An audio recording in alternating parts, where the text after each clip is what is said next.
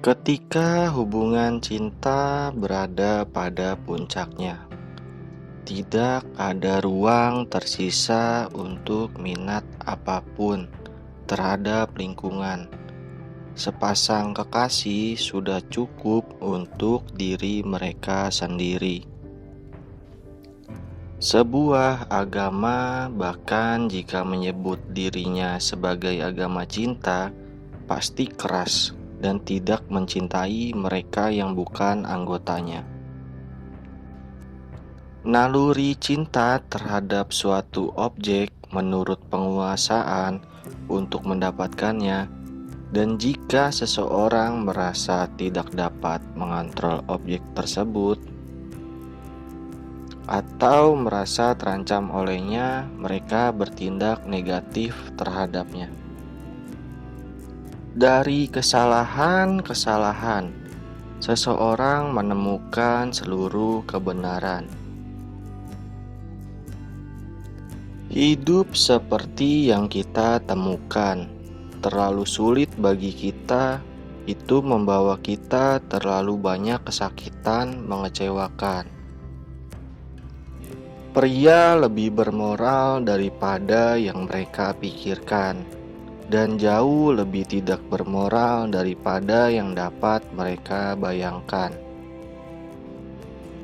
Saya menjadi sadar akan takdir saya, menjadi bagian dari minoritas kritis, sebagai lawan dari mayoritas yang tidak perlu mempertanyakan. Pencapaian pikiran yang paling rumit dimungkinkan tanpa bantuan kesadaran. Pengetahuan adalah manipulasi intelektual dari pengamatan yang diverifikasi dengan cermat.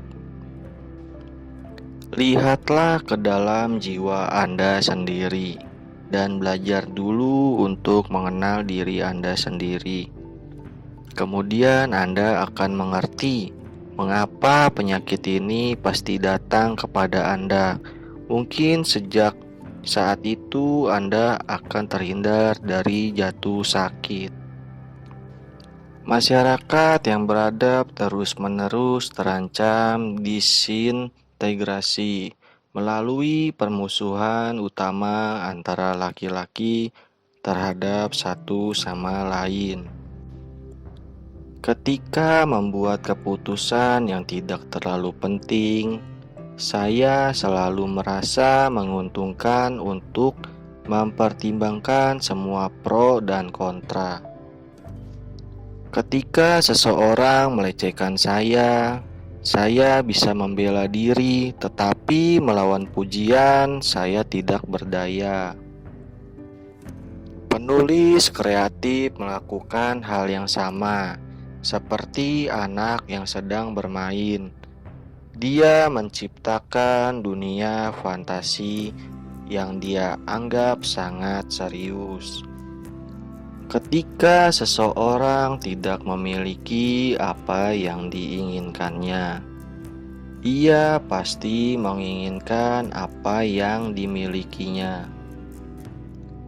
Pria berbudi luhur mengisi dirinya dengan memimpikan apa yang dilakukan orang jahat dalam kehidupan nyata. Sebuah peradaban yang meninggalkan begitu banyak pesertanya, tidak puas dan mendorong mereka ke dalam pemberontakan, juga tidak memiliki prospek untuk hidup abadi. Sekali lagi, hanya agama yang bisa menjawab pertanyaan tentang tujuan hidup. Hampir tidak mungkin salah menyimpulkan bahwa gagasan hidup memiliki tujuan berdiri dan jatuh bersama sistem agama. Niat bahwa manusia harus bahagia tidak ada dalam rencana penciptaan. Sama seperti tidak ada yang bisa dipaksa menjadi percaya, begitu juga tidak ada yang bisa dipaksa menjadi tidak percaya. Tidak ada yang percaya pada kematiannya sendiri. Dalam alam bawah sadar, setiap orang yakin akan keabadiannya sendiri. Satu-satunya orang yang harus Anda bandingkan dengan diri sendiri adalah Anda di masa lalu.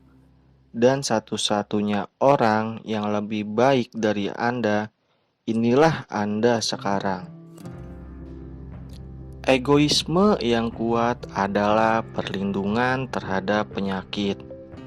Tetapi sebagai upaya terakhir, kita harus mulai mencintai agar kita tidak jatuh sakit, dan harus jatuh sakit jika sebagai akibat dari frustasi kita tidak dapat mencintai. Sangat mudah untuk melihat bahwa ego adalah bagian dari yang telah dimodifikasi oleh pengaruh langsung dari dunia luar. Hanya orang yang tidak berguna yang tidak tertarik dengan masa lalunya.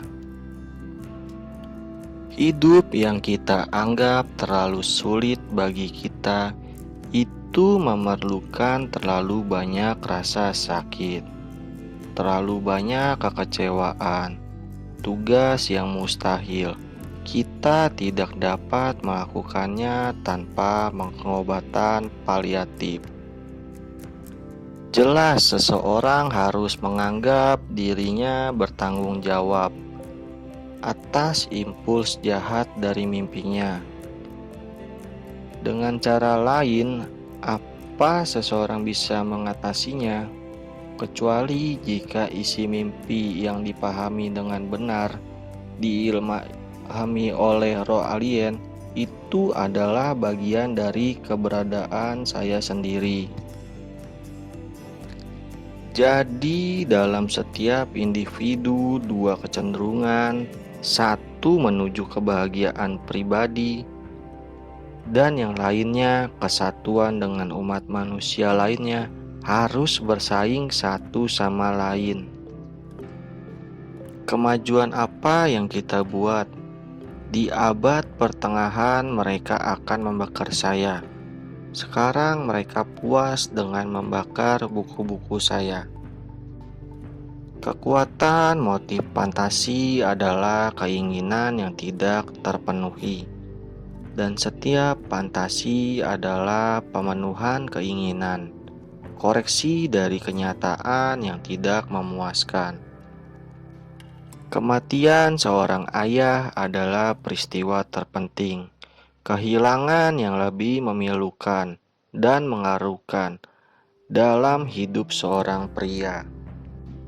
Ketidaksadaran seorang manusia dapat bereaksi terhadap orang lain tanpa melalui alam sadar. Kepuasan kecil yang dapat diambil manusia dari kenyataan membuat dia kelaparan. Hanya pikiran ilmiah yang nyata, langka, dan sejati yang dapat menahan keraguan yang melekat pada semua pengetahuan kita. Kita harus memperhitungkan kemungkinan bahwa sesuatu dalam sifat naluri seksual itu sendiri tidak mendukung perwujudan kepuasan total. Hati nurani adalah persepsi internal tentang penolakan, keinginan tertentu yang beroperasi di dalam diri kita. Kesepian dan kegelapan baru saja merampas barang-barang berharga saya. Cinta sama sekali tidak memiliki arti, kecuali di atas ranjang. Kita tidak pernah merasa sangat tidak berdaya mengatasi rasa sakit. terkecuali ketika mencinta. Adalah alami bila saat jatuh cinta kita selalu mengidealkan orang yang dicintai. Cinta pada dasarnya adalah insting kehidupan, atau yang disebut orang Yunani sebagai eros.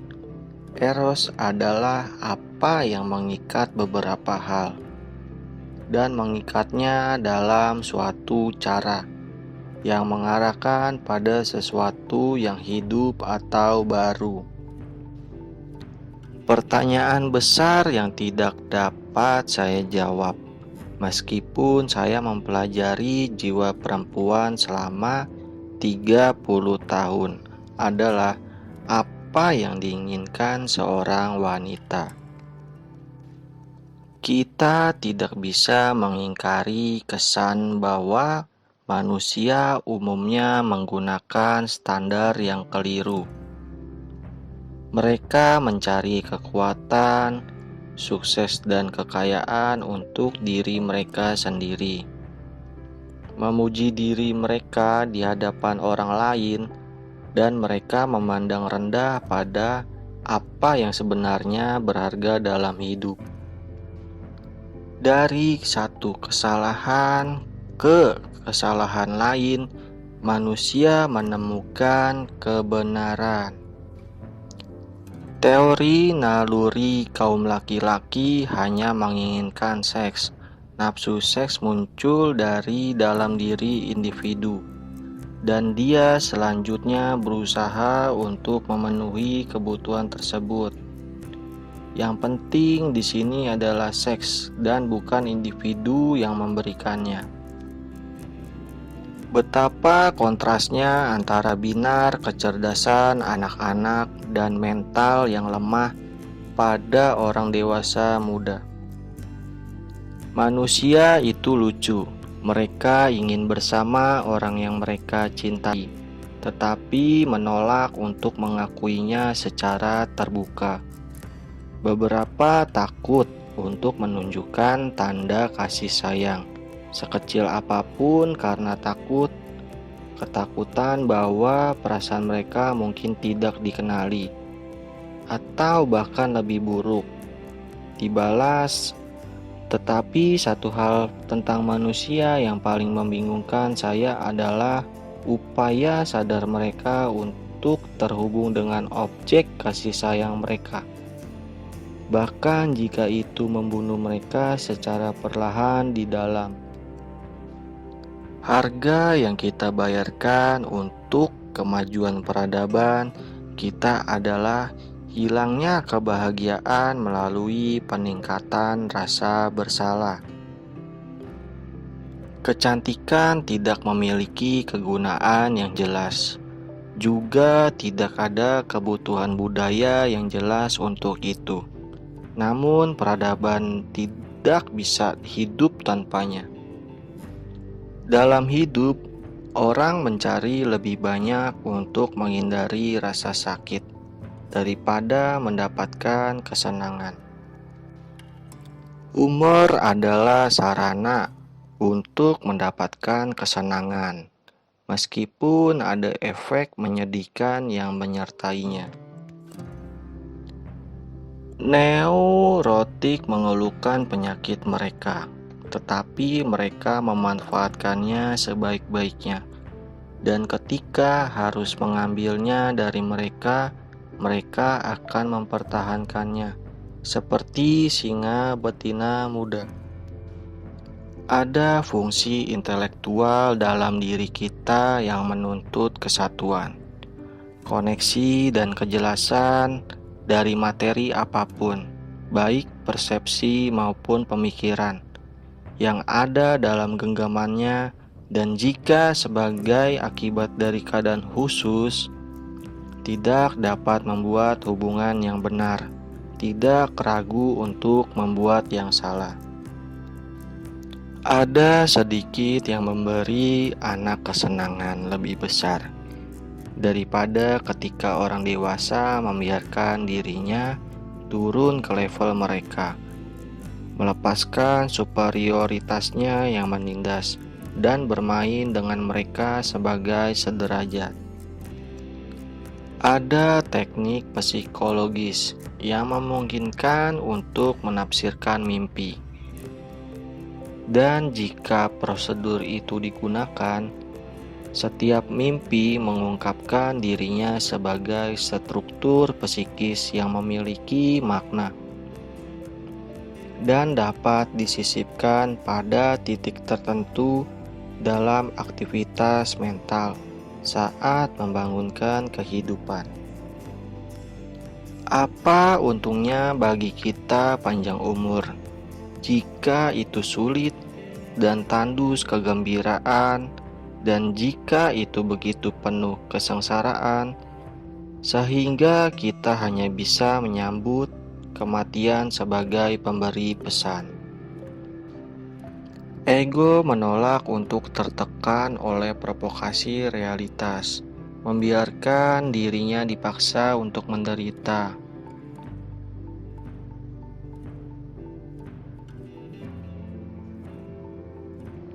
Ia menegaskan bahwa ia tidak dapat dipengaruhi oleh trauma dunia luar.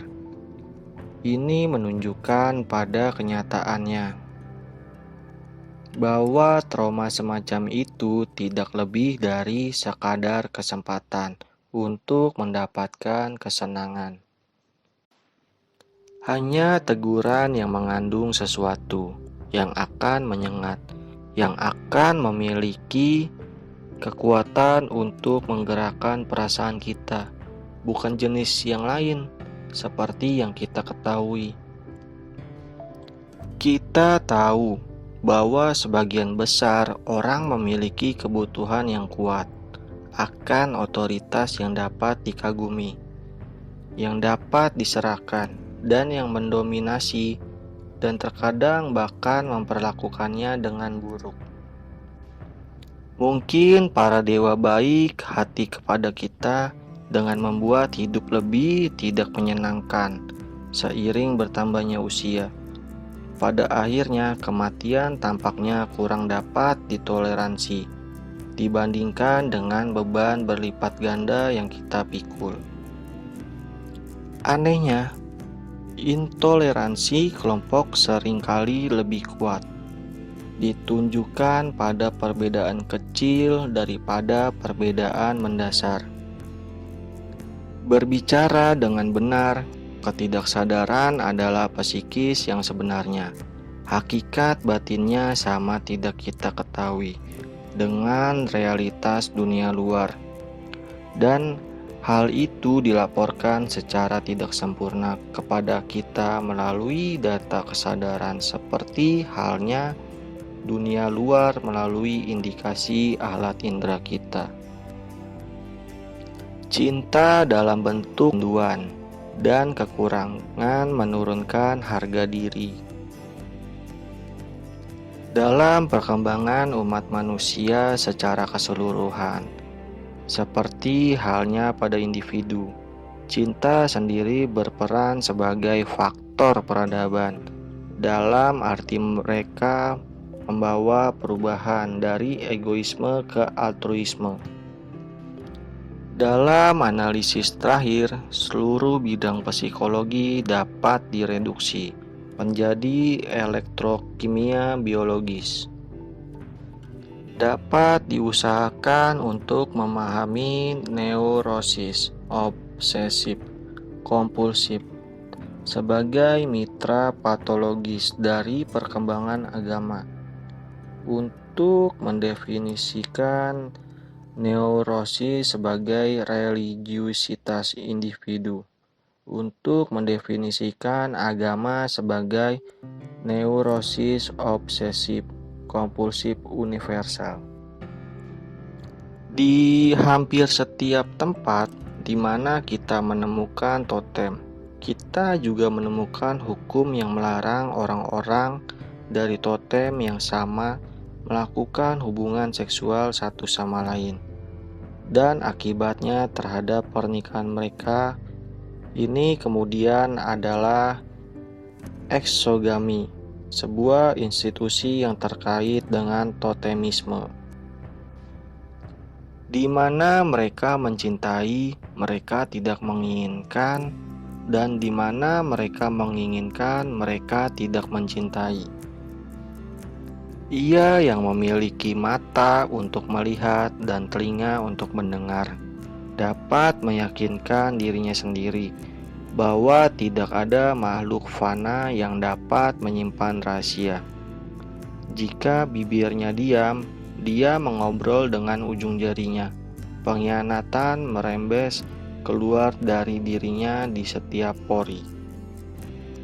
Inti dari analisis adalah kejutan. Ketika orang sendiri terkejut dengan apa yang mereka katakan, saat itulah mereka benar-benar membuat kemajuan. Jika seorang pria telah menjadi kesayangan ibunya yang tak terbantahkan, ia mempertahankan sepanjang hidup perasaan kemenangan, kepercayaan pada kesuksesan, yang tidak jarang membawa kesuksesan nyata bersamanya. Kata-kata memiliki kekuatan magis. Mereka bisa membawa kebahagiaan terbesar atau keputusan terdalam. Mereka dapat mentransfer pengetahuan dari guru ke siswa. Kata-kata memungkinkan orator untuk mempengaruhi pendengarnya dan mendikte keputusannya. Kata-kata mampu membangkitkan emosi terkuat dan mendorong tindakan semua pria. Kesan memaksakan diri pada seorang yang diukur oleh manusia dengan standar yang salah, bahwa setiap orang mencari kekuasaan, kesuksesan, kekayaan untuk dirinya sendiri, dan mengagumi orang lain yang mencapainya, sambil meremehkan hal yang benar-benar berharga dalam hidup. Ketika membuat keputusan yang tidak terlalu penting, saya selalu merasa menguntungkan untuk mempertimbangkan semua pro dan kontra.